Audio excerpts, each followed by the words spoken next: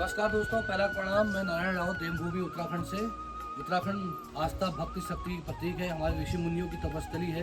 आदि गुरु शंकराचार्य ने यहाँ पर मठों का आदि बद्री का मतलब है कि भगवान विष्णु का पहला जो निवास स्थान है, जो उनकी यहाँ पर मान्यता है कि वो खड़े अवस्था में यहाँ पर भगवान विष्णु यहाँ पर विराजमान है, और बद्रीनाथ में वो पद्मासन अवस्था में है। तो आज सौभाग्य से हमें यहाँ आने का अवसर मिला, तो मैंने सोचा कि अपने सोशल मीडिया के साथियों को, अपने सभी भक्तजनों को कहानियों के बारे में बताया जाए। जैसे मंदिरों का नगर है दोराहट, वैसे ही ये भी 14 मंदिरों का समूह है। आप देख सकते हैं सत्यनारायण मंदिर, और इधर गरुड़ जी का मंदिर है। मेरे सहयोगी साथी मित्र दिखाएंगे गरुड़ जी का मंदिर, और सारे हमारे 14 जो अलग अलग मंदिर हैं उनके यहाँ पर नमूने हैं। अन्नपूर्णा माँ का मंदिर है, और ये देखिए आप सत्यनारायण स्वामी जी का मंदिर है, लक्ष्मी नारायण जी का मंदिर है। तो भगवान विष्णु के अलग अलग रूपों के बारे में कहें या हमारे मान्यताओं के बारे में कहें, आस्था के बारे में कहें, ये स्थान बहुत अलौकिक है, देवभूमि की विरासत है। और दूसरी बात जो मैं हमेशा बोलते हुए आया हूँ कि जो हमारे टेम्पल्स का डिज़ाइन है, जो इनकी नक्काशी है, वो 8वीं सदी से लेकर 13वीं सदी के बीच में इन मंदिरों का निर्माण हुआ। कई किंवदंतियों में ये कहा जाता है कि इन मंदिरों का निर्माण कत्यूर वंश के समय में हुआ, और कुछ लोगों की मान्यताएं हैं कि इन मंदिरों का निर्माण पांडव वंश के समय हुआ, जब उन्हें अज्ञातवास हुआ। तो इस प्रकार के असंख्य मंदिरों का निर्माण उन्होंने किया। जैसे जागेश्वर मंदिर को हम ले लें, या हम बद्रीनाथ, केदारनाथ, दोराहट के करें, चाहे उत्तराखंड के किसी भी स्थल में हम चले जाएं, इस प्रकार की मंदिरों का निर्माण हुआ है। ये पत्थर की शिलाएं हैं और इंटरलॉकिंग, जो उस टाइम पर जो हमारे जितने भी मंदिर के निर्माण करता थे, जिन्होंने मंदिरों का निर्माण किया, उनके द्वारा इस प्रकार के मंदिरों का निर्माण किया। और इधर भी मैं कहूँगा अपने साथी से दिखाएंगे, जो अलग अलग मूर्तियाँ हैं पत्थर के रूप में जो तराशे गए हैं। ये उस समय हमारे जो यहाँ पर अज्ञातवास में पांडव रहे या कत्यूर वंश जब आए, उनके द्वारा इन शिलाओं का निर्माण हुआ।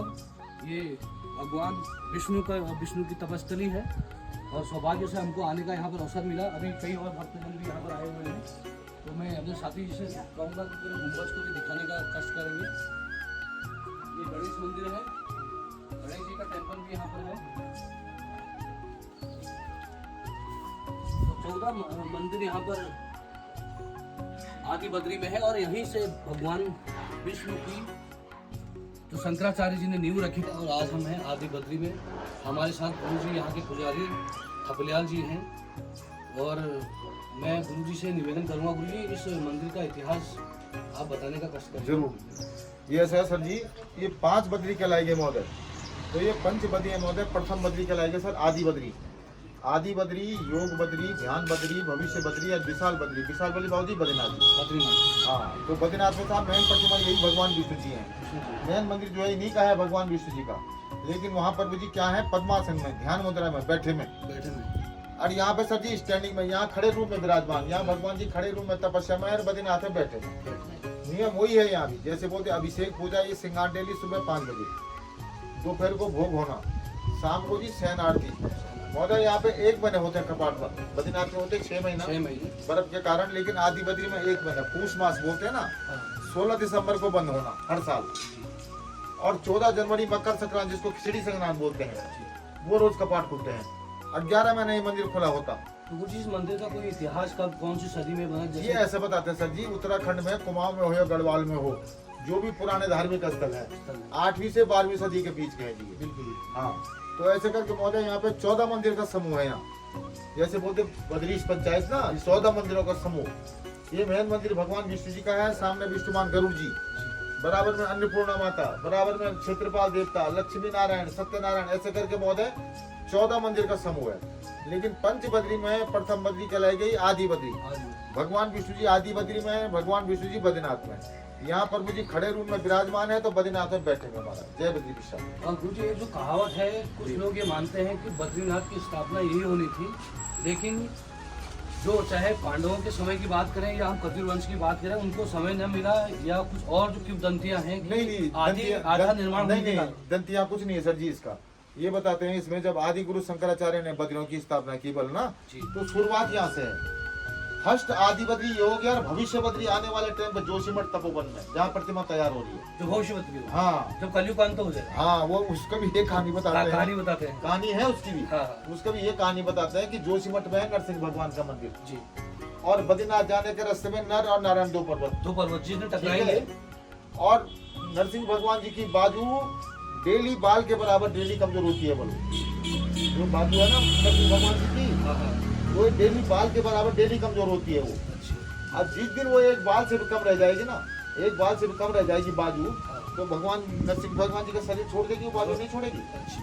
तो बताते हैं कि वहाँ तो नरसिंह भगवान जी का बाजू शरीर छोड़ेगा, और वो नर और नारायण पर्वत दोनों आपस में मिल जाएंगे। ये पर्वत और ये पर्वत, और और मान लिया ये पर्वत और ये पर्वत आपस में मिल गया, तो आगे का रास्ता स्वयं बंद हो जाएगा। बंद हो गए। तो जो भविष्य बद्री में जो प्रतिमा तैयार हो रही है वो दिन पूरी प्रकट हो जाएगी, इसलिए उस जगह का नाम हो गया भविष्य बद्री। भविष्य बद्री। ये हो गया आदि बद्री। आदि गुरु के शंकराचार्य ने बताते हैं बद्रियों की जब स्थापना की, शुरुआत यहाँ से है।